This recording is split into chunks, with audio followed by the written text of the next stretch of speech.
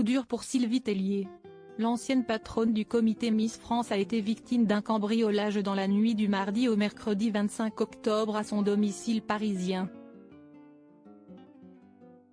D'après les premiers éléments de l'enquête, 2 suspects ont d'ores et déjà été arrêtés et placés en garde à vue.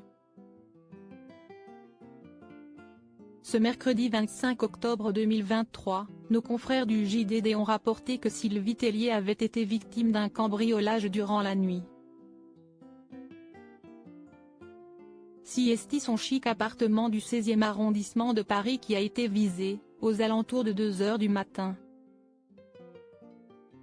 En arrivant sur les lieux, la police aurait découvert un tournevis et des paires de gants, ainsi que des traces d'effraction sur une fenêtre du salon.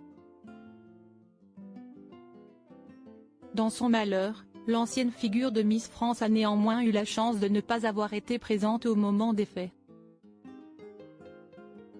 Qui plus est, son système de surveillance a permis d'arrêter 2 suspects. Ils auraient été rapidement identifiés grâce au dispositif de vidéosurveillance installé autour du domicile de l'ancienne directrice générale de la société Miss France, précise le JDD.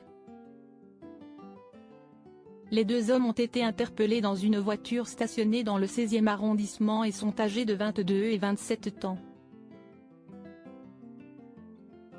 La brigade anticriminalité a pris en charge l'affaire et les a placés en garde à vue.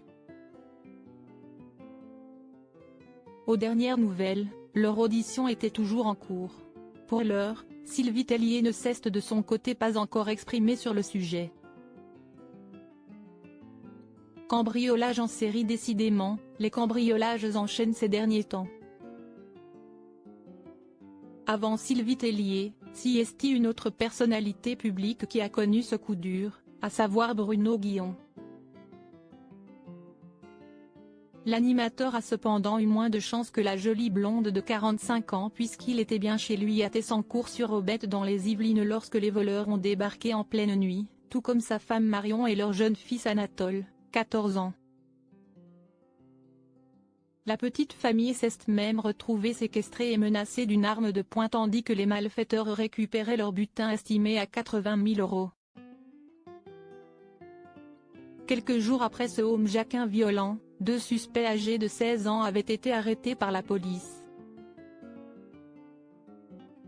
Une information qui avait été confirmée par le parquet de Versailles.